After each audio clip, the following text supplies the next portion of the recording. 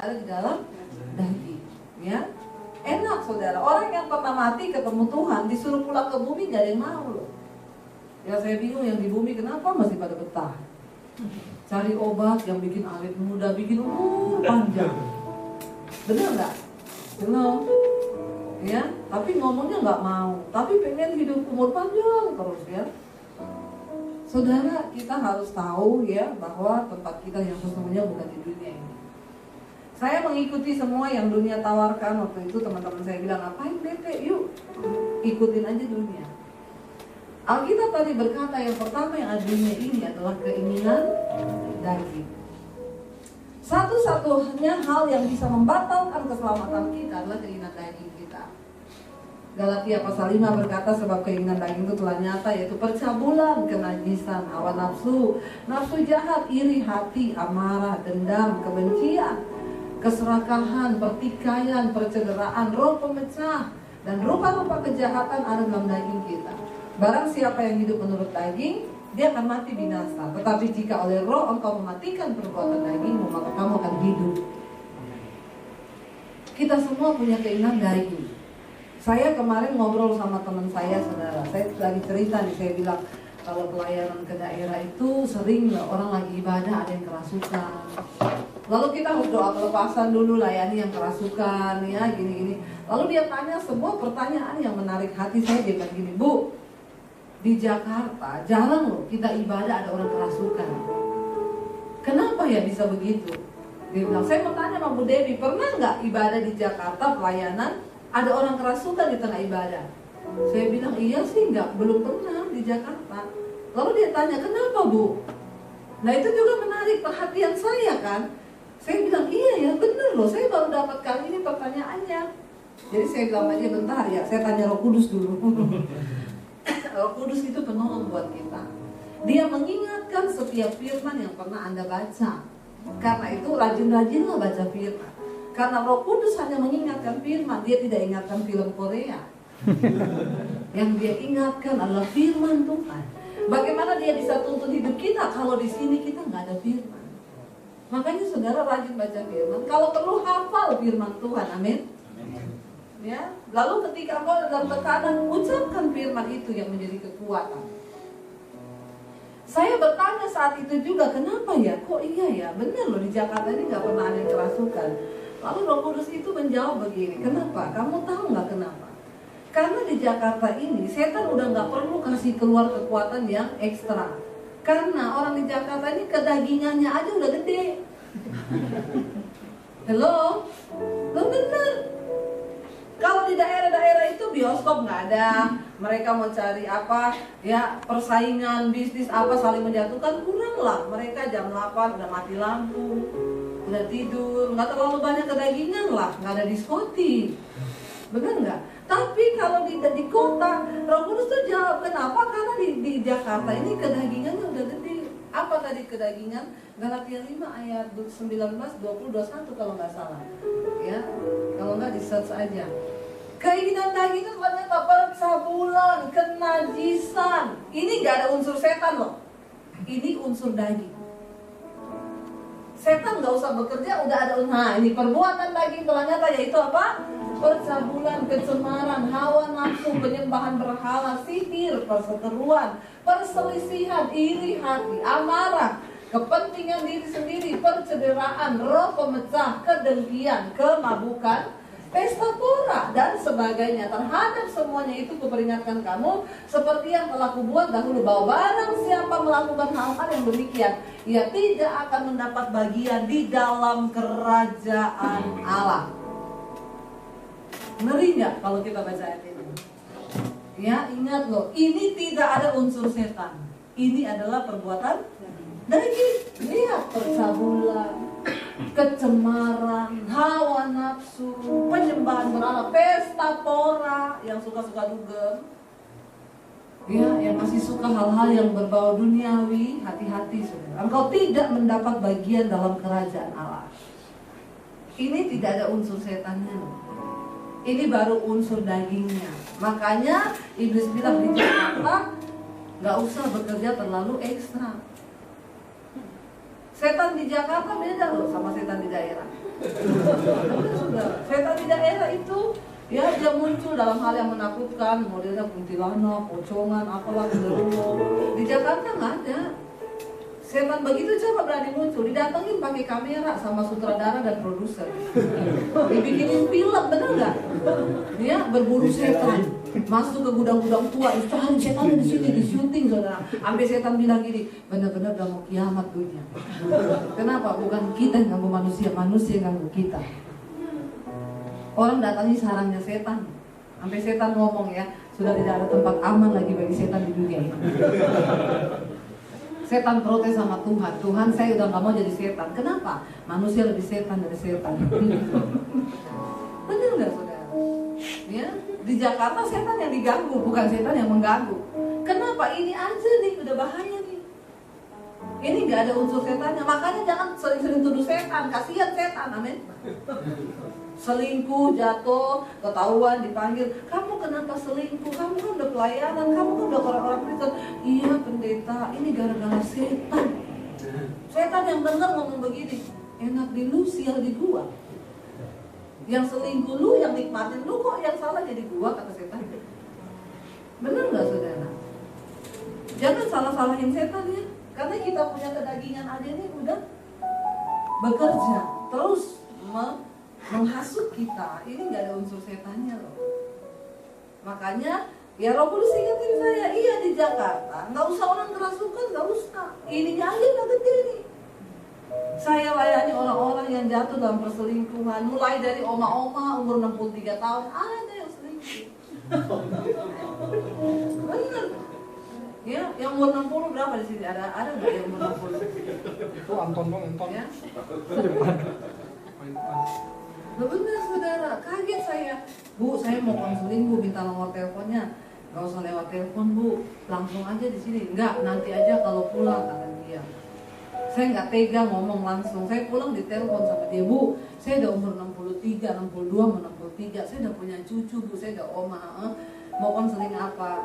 Saya tuh jatuh bu, doain ya. Makanya kalau jalan hati-hati. Apalagi masuk kamar mandi licin, hati-hati jatuh. Bukan itu bu, jatuhnya terus saya selingkuh. Astagfirullah subhanallah. Umur 63 loh, tapi memang oma-oma sekarang kan nggak kelihatan ya 63 ya. Dia jaga badan, ya oma-oma sekarang nge-gym. Ya minumnya jus, makannya sayur, buah. Ya ada keriput 1 tarik pakai benang, ya kan? Keriput 2 pakai kabel, keriput 3 pakai kawat, ya. Nggak kelihatan kalau udah umur 60 itu belum kelihatan ya perawatan dia, sulam alis, rambut dicat, nge-gym tiap hari. Jadi oma-oma zaman now itu memang luar biasa saudara ya. Nah saya bilang loh kok oma bisa, oma selingkuh. Saya tanya nomor 1 minum vitamin apa? Hebat banget loh umur 63 selingkuh itu hebat loh saudara. Orang itu umur 63 udah siap-siap, bentar lagi di absen. Bener nggak? Ya kalau kita bilang 70 tahun loh ya. Berarti kan kalau dikasih kesempatan sampai 70 tinggal berapa tahun tuh? Harusnya kan udah mulai tobat-tobat itu kan, mempersiapkan diri. Ini masih hebat loh oma. Jadi dia cerita, bu saya tuh nggak niat selingkuh loh, emang nggak ada orang niat selingkuh oma. Terus kenapa bisa selingkuh? Jadi gini, saya itu kerjaannya jaga cucu di rumah anak. Cucu saya nawarin saya bikin Facebook. Jadi oma-oma zaman now itu eksis di dunia maya. Lalu dibikinin sama cucunya Facebook, ditanyain, oma punya kenalan lama siapa? Orang normal ditanyain kenalan lama, yang diingat siapa? Mantan. Masih normal saudara ya. Ingat-ingat mantan ya. Dengan adanya sosial media hari-hari ini mantan pada bermunculan. Benar nggak? Iya. Kalau bukan mantan yang cari tahu kita, kita yang pengen cari tahu mantan. Ayo ngaku. Ya mulai dari mantan terindah sampai mantan terkutuk. Itu berdatangan semua di sosial media. Ya, mantan saya muncul di inbox saya, Dep masih ingat saya nggak? Saya lihat, aduh mantan saya nih. Saya bilang nggak ingat. Saya dulu mantanmu loh, nggak ingat. Kita dulu sering nonton bareng, nggak ingat. Kamu amnesia? Iya. Ya, jangan dilayani saudara. Begitu sekali yang kau buka celah, susah loh keluarnya. Jangan main-main sama dosa. Lalu akhirnya si Oma bilang, saya kasih nama mantan saya bu, sama cucu saya dicariin. Si Oma gaul punya Facebook. Lalu tiap hari mulai chattingan. Ingat nggak dulu waktu kita di belakang kantin? Ya, orang mantan itu ketemu yang dibahas siapa? Yang dulu-dulu kan? CLBK ceritanya, cinta lama belum kelar. Ya, lalu yang dibahas dulu waktu hujan di belakang kantin, ingat ya, bersemi kembali sudah. Akhirnya Oma bilang, saya bilang gini, Oma gini, makanya kalau nggak kuat iman tidak usah aktif di dunia maya. Ya, jadi berdoa aja buat anak sama cucu gini aja kan baru di Facebook. Oma tutup aja tuh Facebook ya. Bu, kita udah sering ketemu dan melakukan hubungan. Astagfirullah. Emang itu Oma tinggal di mana, Oma? Di Kalimantan. Oma di Jakarta. Kalau ketemu di mana? Dia naik pesawat ke Jakarta, booking hotel di kota. Kenakalan pada Umas. Usia emas. Bukan pada anak remaja loh. Iya, lihat setan itu ganggu orang, saudara. Gak peduli mau tua mau muda, engkau buka celah dikit dapat. Ya, akhirnya saya bilang, lah kamu kok bisa begitu? Dia bilang gini, iya bu, saya itu nggak pernah ada niat bu. Waktu kita ketemuan di hotel terjadilah hal-hal yang tidak diinginkan. Saya bilang jangan ngomong tidak diinginkan. Terjadilah hal-hal yang kalau tidak diinginkan kan tidak terjadi. Karena sudah diinginkan makanya terjadi. Jangan bohongi pendeta, Oma. Ya, itu hal yang diinginkan. Orang itu menggebu-gebu, makanya bahaya banget ini reuni-reuni saudara ya. Kalau nggak penting nggak usah datang reuni. Amin. Jangan ngomong, soalnya saya mau memberitakan Injil di situ. Pret. Setuju. Tadi siang saya pelayanan di kantor di BRI saudara. Ada bapak-bapak setelah selesai khotbah, bu saya minta nomor telepon ibu. Kenapa? Layani istri saya bu, umur 54 tahun selingkuh. Sekarang sudah tidak peduli sama anak, nggak peduli sama suami, nggak peduli sama orang tua. Dia tetap sama itu laki-laki dan itu laki-laki juga udah beristri. Saya langsung bilang gini, ketemunya di reuni ya, iya mantannya dia dulu. Ini reuni-reuni bahaya. Apalagi nggak ada istri, nggak ada anak, nggak ada suami. Ya hati-hati, bener. Reuninya di mana? Di Bali. Wah, ada dong saudara. Ya teman-teman saya tuh pada ngajakin, yuk reuni di Bali. Astagfirullah, ini yang begini. Akhirnya benar beberapa teman saya cerai itu sama suaminya gara-gara reuni. Ketemu sama yang dulu-dulu. Jangan merasa kuat ya, daging kita ini lemah. Ya hati-hati saudara. Ya. Dosa kenajisan. Hari ini setan sudah tidak lagi datang dalam bentuk yang menakutkan. Dia berinovasi. Ya, dia masuk dalam hal-hal yang enak ya, yang terikat dengan handphone ya. Tiap hari main handphone, nggak bisa lepas. Lagi dengar khotbah aja main handphone. Nah itu setan itu. Mudah-mudahan Anda tersinggung. Kalau nggak tersinggung kebangetan. Ya, kalau lagi baca firman nggak apa-apa. Tapi kalau nggak baca firman, hati-hati saudara. Anda berikan waktu setiap hari Minggu 2 jam ke gereja. Tidak pernah bolos setiap hari Minggu Anda ke gereja. Maka dalam waktu setahun 365 hari Anda berikan waktu bagi Tuhan 4 hari. Kalau Anda rajin ke gereja setiap minggu, tidak pernah bolos, tidak telat 2 jam. Dalam waktu 1 tahun 365 hari, 4 hari Anda berikan bagi Tuhan. Saya mau tanya, 365 hari, 4 hari kita bangun iman kita cukup gak? Mati gak itu iman? Bukan cuma mati, sekarang. Ya, benar nggak orang Kristen sekarang terlalu santai loh. Mereka cuma pikir cukup ke gereja setiap hari Minggu itu aja. Disuruh datang ibadah kayak begini susahnya minta ampun. Ya, suruh dengar firman, suruh di rumah baca Alkitab, bagaimana mungkin membaca saja aku sulit. Benar nggak? Ya, akhirnya kita kehilangan saudara. Ya, iman kita mati sementara setan kerja lembur loh hari-hari ini. Setan nggak tidur. Kenapa? Karena setan tahu waktunya sudah sangat singkat. Orang berjatuhan, jangankan jemaat. pendeta selingkuh banyak.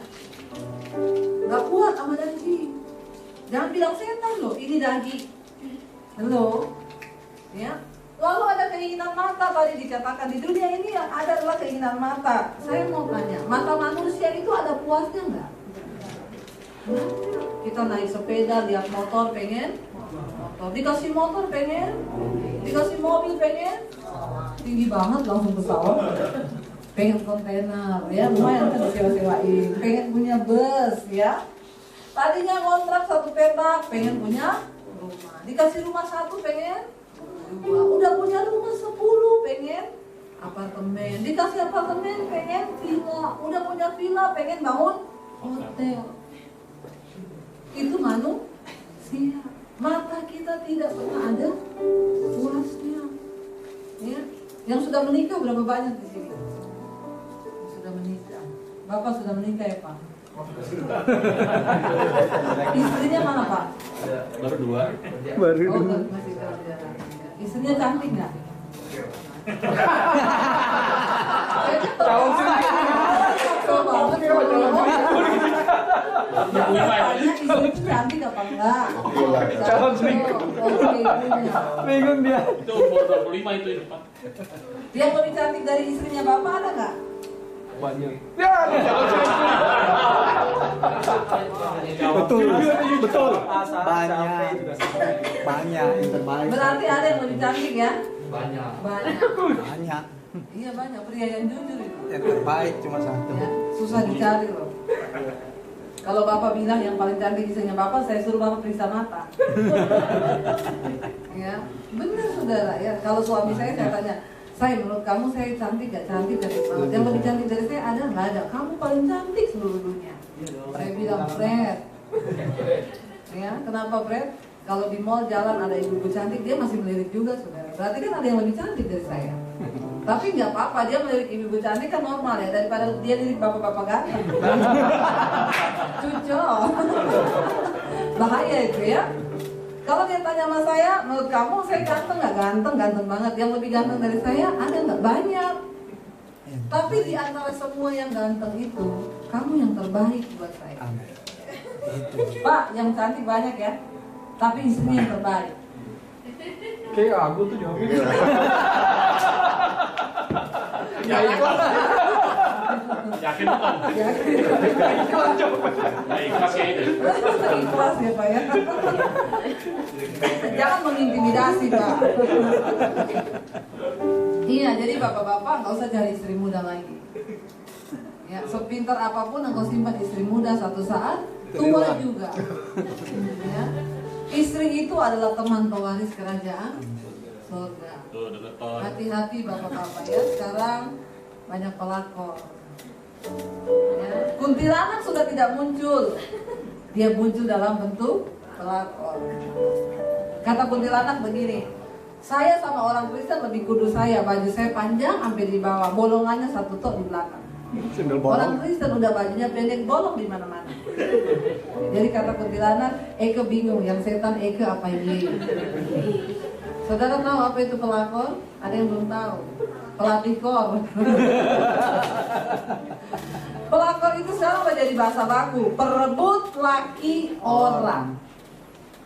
Saya berdoa orang Kristen tidak ada yang seperti itu. Kalau ada saya baptis ulang. Saya rendam agak lama. 10 menit gitu.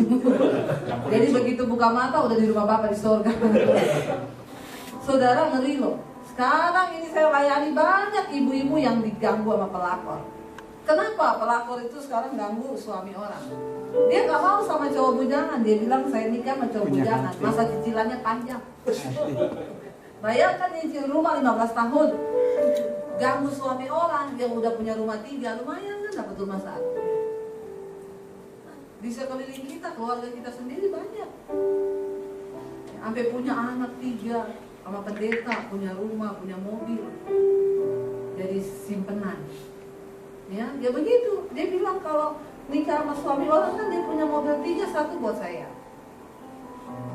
Dan pelakor zaman now saudara, kalau dia berhasil gangguin orang, yang nomor 1 dia cari tahu itu handphonenya istrinya.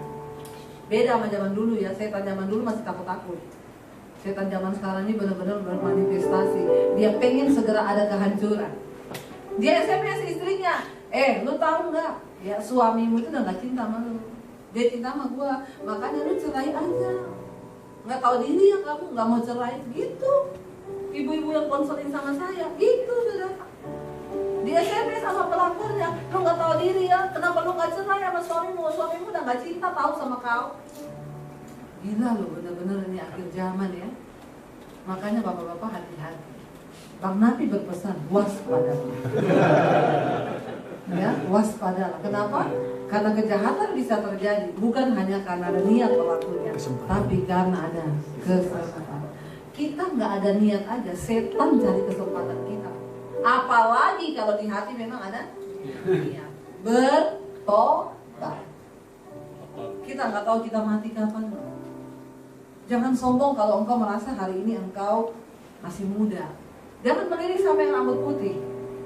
Saudara pikir gini, kayaknya dia duluan nih. Jangan sombong kalau engkau merasa engkau masih muda. Tidak semua orang mati tua. Jangan sombong kalau engkau merasa engkau sehat. Karena tidak semua orang mati karena sakit. Saya punya tetangga 100 tahun tidak mati-mati saudara. Opa-opa masih sehat, nanam-nanam. Dia bilang sama saya gini, doakan opa ya. Doa apa opa? Kayaknya Tuhan lupa sama opa ini. Saya bilang Tuhan gak mungkin lupa. Kenapa gak dipanggil panggil? Lama banget, sabar, antri. Yang malaikat masih sibuk. 1 minggu kemudian tetangganya dia meninggal 17 tahun.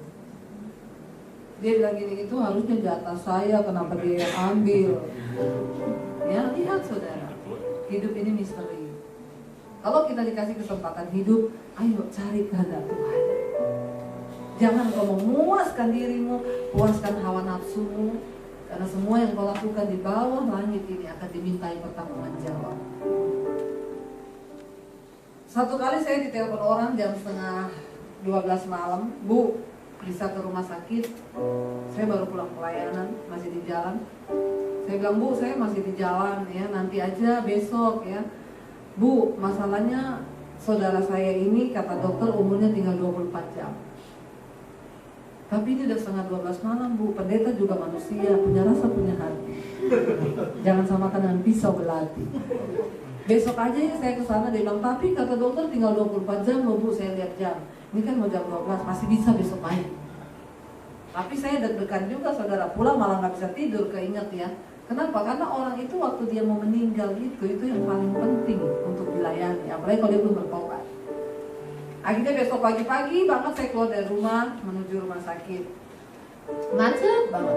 Dia telepon terus, Bu udah sampai di mana Bu? Sampai mana Bu? Sampai macet saya bilang. Ini gimana ya? Tinggal berapa jam? Akhirnya saya putuskan, saya sama suami cari ojek deh, turunin saya di pinggir jalan. Saya cari ojek saudara. Ya dapat ojek. Bang, anterin ke rumah sakit Medisra ya. Cari jalan yang paling cepat, pokoknya terobos semuanya. Saya mau doain orang nih, hidupnya tinggal beberapa jam lagi loh. Tukang ojeknya bilang, kalau kita terobos semuanya Bu, bisa kita duluan dari dia. Iya juga ya. Ini ojek berhikmat saudara. Lalu saya tanya aja, abang sudah siap mati apa belum? Kalau saya sih udah siap Bang. Nah, saya belum loh Bu. Oh, iya. Lalu kita sampai di rumah sakit Medisra. Saya ketemu istrinya, saudara. Saya tanya, Bu, umur berapa Bapak? 36 tahun.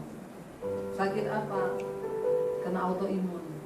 Tapi sebenarnya bukan autoimunnya Bu yang memperparah. Dia selama hidup itu ngerokok, pakai narkoba, minum minuman keras. Yang merokok tidak usah angkat tangan. Saya bisa lihat dari sini wajah-wajah saudara yang masih merokok. Bukan apa-apa, di atas kepala saudara ada asap. Ya. Jadi Bu, dia bilang memang sudah rusak semua paru-paru, jantungnya rusak. Nah tadi malam itu dokter bilang dia punya liver pecah. Istrinya bilang, saya udah bawa dia berobat sampai ke luar negeri Bu, udah habis miliar Bu, tapi nggak sembuh juga. Saya tanya sama istrinya, jadi gini Bu, kita berdoa, kalau Tuhan mau sembuhkan tidak ada perkara yang mustahil. Tapi kalau Tuhan mau panggil, Ibu siap nggak? Siap, yaudah kita masuk berdoa. Dari ujung rambut sampai ujung kaki melepuh, saudara. Saya kaget ya lihat, karena dia infeksi tinggi di dalam badan, panas tinggi, gak kuat badannya nahan panasnya, jadi melepuh, luka semua kayak luka bakar. Aduh, saya lihat itu, aduh Tuhan ya, sekali-sekali pergilah ke ruang ICU supaya Anda merasa bahwa hidup ini anugerah. Lihat orang yang pakai selang-selang kanan kiri itu gak bisa mati, ya hidup enggak.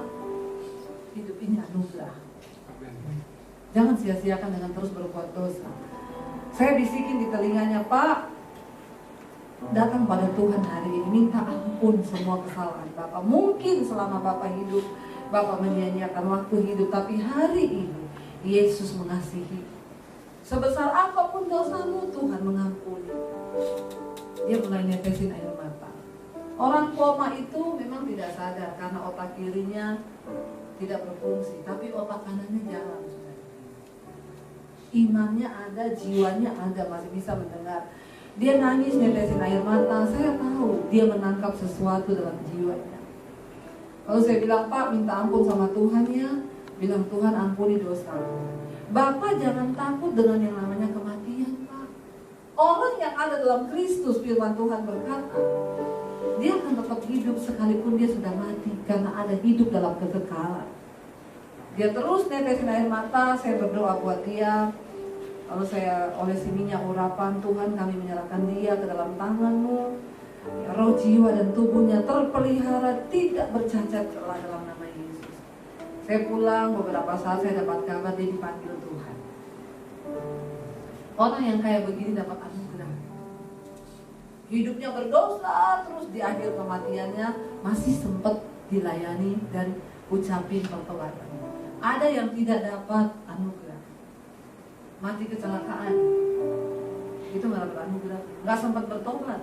Saya pernah mengalami kecelakaan mobil satu keluarga, lagi mau pelayanan ditabrak bus dari belakang, mobil kami terbalik di jalan tol, hancur 80%. Apa yang saya dapat waktu itu hikmahnya, ketika mobil ditabrak sama bus, saudara, terlempar ke samping kanan, mobil kami terbalik. Yang pertama yang saya rasakan adalah kaget. Orang itu kalau kaget otomatis kesadarannya hilang. Kaget tingkat tinggi, benturan yang begitu keras, hilang kita punya kesadaran. Saya cuma bisa tutup mata, udah gak ingat apa-apa, tinggal tunggu dibuka mata, masih lihat aspal atau udah lihat langit biru. Udah pindah alamat. Ternyata yang pertama, kematian itu berjarak begitu dekat dengan hidup kita. Semua hal bisa terjadi tanpa kita duga. Yang kedua, apa yang saya dapat, Tuhan bilang, kenapa kita harus siap sedia hidup ini dalam kekudusan? Karena engkau gak sempat bertobat, saudara, ngalami begitu. Saya ngalami, waktu kecelakaan, udah tinggal tutup mata, rasain benturan, gak ada tempat. Tuhan ampuni, saya bersinah, saya selingkuh, Tuhan ampuni, Tuhan gak ada. Gak ada, udah kita hilang kesadaran. Tiba-tiba buka matanya, puji Tuhan kami sekeluarga tidak ada satu luka lecet pun. Mobil hancur 80%, anak saya tidur di bagian belakang. Waktu kejadian dia sudah ada di pangkuan saya. Alkitab berkata, ada malaikat Tuhan yang berjaga di sekeliling orang yang benar yang takut akan Dia. Saudara, ya, kenapa kita harus terus hidup dalam kekudusannya itu? Kalau Tuhan kasih kesempatan kita hidup, yuk kita hidup benar di hadapan Tuhan. Kapanpun kita mau dipanggil mati, aku siap Tuhan. Kita nggak perlu takut dengan namanya kematian. Makanya Alkitab bilang lebih baik pergi ke rumah duka daripada ke rumah pesta. Karena di rumah duka kita melihat akhir kehidupan dari seorang manusia. Saya selalu kalau datang ke pemakaman rumah duka, lihat dia orang di peti, ya saya bayangkan saya satu saat ada di situ. Benar nggak? Kita nggak pernah tahu.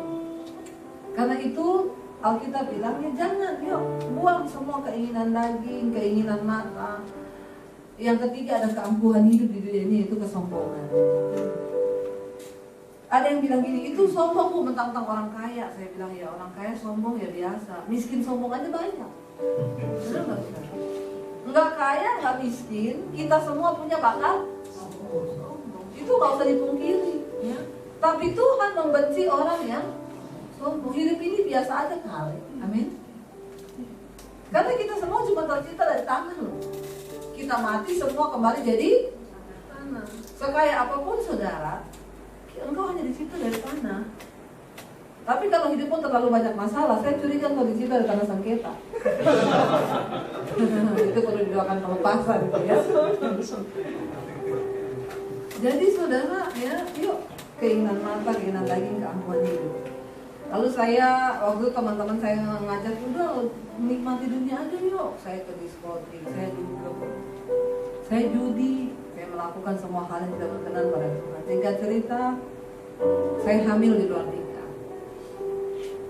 Dan itulah awal titik kejatuhan saya, dan seringkali Tuhan harus mengizinkan kita masuk di dalam lembah kekelaman supaya kita bisa berjumpa dengan Tuhan secara pribadi.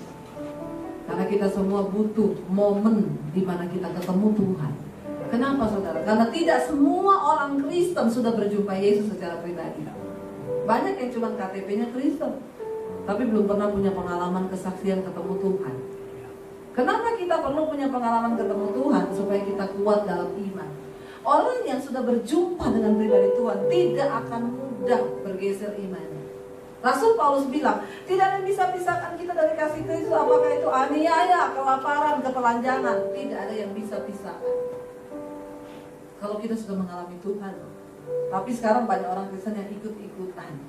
Loh Bu, itu artis loh. Dulu dia bersaksi loh di gereja kemana-mana, tiba-tiba bisa jadi mualaf, dapat nikah sama orang yang dari seberang. Kenapa? Belum ketemu Yesus. Itu belum ketemu Yesus. Makanya jangan terlalu senang kalau artis pindah Kristen. Wah, artis ini, lihat dulu perjuangan imannya. Perlu diuji, jangan langsung diundang di gereja. Gereja itu kan senang banget saudara. Ya, oh ini artis loh bertobat. Lihat dulu pertobatannya, diuji dulu buahnya. Makanya Alkitab bilang jangan orang yang baru bertobat langsung diangkat. Akhirnya sekarang kita lihat artis-artis yang dulu di gereja pernah bersaksi hebat, terus sekarang babak belur, bercerai, ada yang pindah lagi ke seberang. Ya, akhirnya kita cuma main-mainin kan. Saya tidak terlalu bangga kalau orang jadi Kristen. Saya nginjilin beberapa supir Grab, namanya Muhammad. Pak, catat ya Pak, saya tidak mengkristenisasi Bapak ya. Jadi kalaupun Bapak rekam ini nggak apa-apa, karena sudah ada pendeta yang dimasukin penjara gara-gara nginjilin sopir Grab. Ya saya bilang nggak apa-apa Bapak rekam aja. Saya tidak mengkristenisasi Bapak, karena saya juga nggak bangga kalau Bapak jadi Kristen. Karena kenapa? Bukan orang Kristen yang masuk surga Pak. Terus orang yang mengalami Tuhan secara pribadi, saya itu lebih rindu Bapak ketemu Tuhan yang benar. Karena perkara surga dan neraka itu perkara serius. Tapi kalau Bapak ketemu Tuhan yang benar, Yesus Kristus, Isa Al-Masih, ya, Dia yang akan mengubahkan hidup Bapak. Jangan cuma tertarik suruh jadi Kristen saudara, bahwa dia ketemu Tuhan secara pribadi. Saya berdoa semua saudara yang ada di ruangan ini, engkau bertemu Tuhan secara pribadi. Kenapa? Orang yang ketemu Tuhan terlihat yang pertama hidupnya berubah. Makanya kadang kita gini, itu kok Kristen tapi kok ini ya Bu, padahal udah pelayanan, tapi masih bersinar, masih nyolong di gereja, mata duita, belum ketemu Tuhan. Tapi Kristen. Yakobus 2 ayat 19 berkata begini, bisa tayangkan.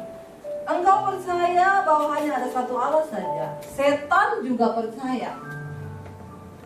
Ya, engkau percaya hanya ada satu Allah. Setan juga percaya. Engkau percaya bahwa hanya ada satu Allah saja. Itu baik. Tetapi setan juga percaya akan hal itu dan mereka gemetar. Kalau engkau cuma punya iman percaya, berarti sama dengan siapa?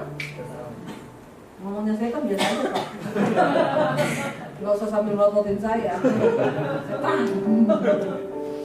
Betul gak? Ini ayat menakutkan loh saudara. Saya kemarin bikin status di Facebook. Apa bedanya kita sama setan? Kita percaya ada satu Tuhan, setan juga percaya. Tapi bedanya apa?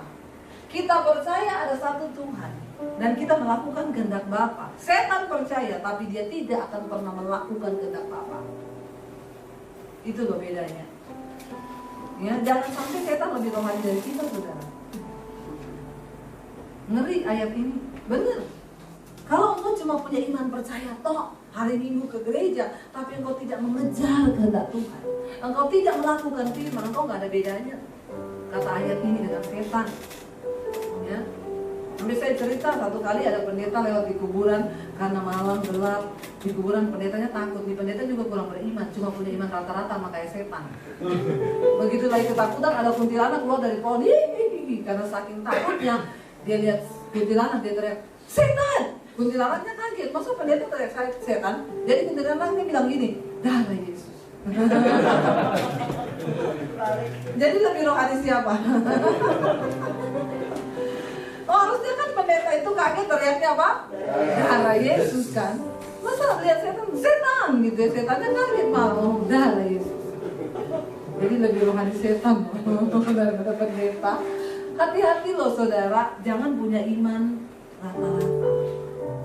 Kau harus berbeda. Kejar kehendak Bapa. Lakukan firman Tuhan. Apa kehendak Bapa buat rumah tangga kita? Saya kalau layani orang mau bercerai, kalau masih ada salah satu suami atau istri yang bilang gini, "Bu, saya mau berjuang deh untuk kehendak Bapak atas rumah tangga saya sekalipun berat, saya mau layani saudara." Tapi kalau dua-dua sudah tidak ada berpikiran begitu, udah Bu, yang salah tuh suami saya, yang salah tuh istri saya. Nggak bisa saudara. Udah berat kalau kayak begitu. Tapi kalau masih ada salah satu yang mau memperjuangkan dan berkata, "Aku ingin kehendak Bapak terjadi dalam rumah tangga." Kenapa Tuhan proses kita dalam rumah tangga? Ingat saudara, kita ini disatukan. Ya sampai pada kekekalan. Kita mau ganti pasangan, cerai, bolak-balik juga tidak akan pernah bisa membuat kita puas kalau kita nggak mau dibentuk. Karena tidak ada orang cocok di dunia ini, benar nggak? Ada di sini suami istri yang cocok? Menikah terus cocok? Ada? Angkat tangan. Kami cocok banget Bu, tidak pernah berantem seumur hidup. Saya doakan Anda terangkat hidup-hidup seperti Henok. Ya, namanya orang mereka itu bapak sama istrinya cocok nggak? Lagu lagi dia. Keributan ada. Berarti nggak cocok. Banyak mencocokkan. Kayak terpaksa deh. Usaha mencocokkan. Paksa Nggak deh. akan bisa Pak. Saya sama suami saya sampai detik ini nggak cocok. Apalagi saya Pak. Suami saya orang Solo, saya Sulawesi. Jadi saudara tahu perbedaannya itu auzubillahi minasyaitonirrajim. Dari cara ngomong, cara bersikap, dari makanan, tata cara, adat istiadat, semua berbeda. Sampai detik ini saya nggak cocok sama suami saya. Tapi apa yang mencocokkan kami? Cuma satu, firman Tuhan. Ketika istri tunduk pada firman, suami tunduk pada firman, maka rumah tangga itu jadi cocok. Amin. Gak ada yang amin. Ampuni mereka Tuhan. Benar gak saudara? Itu aja. Istri tunduk pada firman, suami tunduk pada firman. Kami punya komitmen dari pertama menikah dulu, berantem cukup 5 menit. Karena Tuhan panggil kita untuk hidup dalam damai sejahtera. Jadi kalau kita berantem, saya masih marah, suami saya gini, "Say, udah lebih dari 5 menit loh. Doa yuk." Kadang saya masih jengkel. Orang marah-marah berdoa gak ada guna, Tuhan gak dengar. Ya makanya jangan marah. Terus langsung dia ngomong, "Kamu kalau marah tambah cantik loh." Istri mana sih yang diomongin itu tidak kelopok-kelopok? Amin bapak-bapak. Ya sebaliknya kalau dia masih marah, saya yang duluan dijamah Roh Kudus, "Saya udah lebih dari 5 menit. Doa yuk. Kamu kalau marah tambah ganteng." Selesai kan? Sebenarnya kalau kita mau ditundukkan pada firman, enak saudara. Persoalannya, kita ini kan daging kita ini lebih kuat daripada firman Tuhan. Kenapa? Yaitu ke gerejanya seminggu sekali. Imannya iman rata-rata. Ingat, kita percaya sama Tuhan dan kita mau melakukan kehendak Tuhan. Setan percaya, tapi setan tidak pernah mau melakukan kehendak Tuhan. Ada yang tanya di Facebook ini, "Jadi Bu, kalau orang Kristen yang tidak mau melakukan firman berarti temannya setan?" Saya bilang, "Oh gitu ya, iya." Lalu ada yang jawab gini, "Makanya banyak orang Kristen kesetanan ya Bu. Udah pelayanan, kelakuannya nggak berubah." Ya iya. Tanda pertama orang ketemu Yesus, hidupnya berubah. Ketika saya berjumpa Yesus, Tuhan ubahkan semuanya. Ini udah habis waktunya loh. Kita sambung kapan-kapan lagi ya. Udah selesai kan? Belum. Sampai jam 11. Jumnya ya. Sampai jam 11 ya. Anda puasa lemes. Dari tadi siang saya. Nantilah kapan-kapan kita lanjut lagi. Singkat cerita, saya hamil di luar nikah, lalu saya berpikir untuk menggugurkan kandungan saya. Saya cerita sama temen, ya. Kalau ketahuan papi saya, habis saya dibantai, saudara. Papi saya itu punya pedang panjang 1,5 meter di bawah kolong tempat tidur. Dia tiap hari dia asah itu pedang, Pak. Dia punya samurai, dia punya keris, dia punya pistol di lemari. Jadi setiap hari saya ketakutan. Aduh, kalau sampai dia tahu saya hamil, habis nih. Jadi saya ketakutan, lalu saya cerita ke teman saya bilang, kamu gak mau nikah kan sekarang? Ya enggak lah, saya masih punya banyak mimpi. Waktu itu saya baru lulus SMA. Dia bilang, ya udah saya antar kamu ke dukun yuk. Waktu zaman itu untuk aborsi masih susah, saudara, tahun 95. Nggak kayak sekarang di tiap tikungan ada praktek aborsi. Dulu kita mau aborsi harus ke rumah sakit lah, ketahuan siapa suaminya, anaknya siapa, ribet lah. Lalu teman saya bawa saya ke dukun. Rumahnya di pinggir pantai, nenek-nenek tua rambut panjang putih. Horor banget kayak malampir, bener. Saya datang, dia pegang perut saya, dia bilang ini sudah kegedean. Tapi gimana, terserah kamu nekat nggak? Ya nekat lah, saya nggak mau menikah, saya masih muda. Dan kalau ketahuan papi saya, habis saya. Yaudah, kalau memang nekat karena ini sudah kegedean, kamu balik lagi 3 hari. Kenapa 3 hari? Itu malam bulan purnama penuh. Kita akan ada ritual. Tapi kamu bawa syaratnya ya, syaratnya apa aja nih? Ayam hitam, kelapa kuning, telur sama beras. Kayaknya dia mau bikin nasi uduk. Dia suruh saya bawa bahan-bahannya, boleh. Jadi saya tanya, bawang goreng sekalian nggak sampai? Ya, saya bilang sama teman saya nggak mau balik. Dia bilang kita akan ada ritual nanti, bawa bahan-bahan itu semua syaratnya. Teman saya bilang, kenapa kamu nggak mau balik? Kamu takut ketahuan keluargamu? Nanti saya yang cariin deh semua syarat-syarat itu. Saya bilang enggak. Saya bilang sama teman saya gini, saya memang sekarang saya tanya, tapi saya takut sama saya tanya beginian. Yang pakai ritual malam bulan purnama, enggak, saya nggak mau. Lalu terus kamu gimana? Nanti saya cari cara sendiri. Saya lakukan hal-hal yang ekstrim buat ibu hamil waktu itu. Saya naik tembok tinggi, saya lompat, nggak bisa gugur, saudara. Saya minum jamu, minum obat, tidak bisa gugur juga. Disitulah saya berada di titik terendah dalam hidup saya. Dan seringkali Tuhan harus mengizinkan kita masuk dalam lembah ketelaman, supaya di situ hanya ada kita dengan Tuhan yang berurusan. Benar-benar saya jatuh di situ, lagu yang cocok mungkin. Aku terjatuh dan tak bisa bangkit lagi. Jangan ikut ya. Aku tenggelam dalam lautan luka dalam. Jangan luka dalam infeksi. Aku tersesat dan tak tahu arah jalan pulang. Tadi saya tersesat mau ke sini, saudara. Saya sudah nyampe itu ya dari jam 6.45 loh. Muter-muter di situ. Saya bilang sama sopir Grabnya, Mas ini mapnya nunjuknya ke situ. Tapi kan itu nggak ada jalan masuknya, Bu. Sopir Grabnya juga ya, karena ini ganjil genap. Saya tadi nggak mau bawa mobil sendiri, saya pilih naik Grab aja. Dia rese. Kita udah 3 kali putar loh, Bu. Nggak ada pintu masuknya. Aduh, jadi gimana nih, Mas? Dia turunin saya di pinggir jalan. Nggak apa-apa, saudara. Hamba Tuhan itu ya siap lah ya. Jadi saya telepon si bapaknya, Pak jemput saya naik motor Pak sekarang. Ya sampai akhirnya di sini udah 7:30 lebih, padahal saya dari jam 6. Bayangkan orang itu kalau nggak ngerti jalan, padahal berhentinya saya di depan situ loh. 3 kali lewat di tempat ini. Ya, jadi bayangkan saudara, orang itu kalau nggak tahu arti hidup tersesat. Padahal Tuhan bilang apa? Bertindaklah hati-hati sesuai dengan semua firman yang tertulis dalam diri. Maka perjalananmu berhasil dan beruntung. Kita punya Google Map firman Tuhan.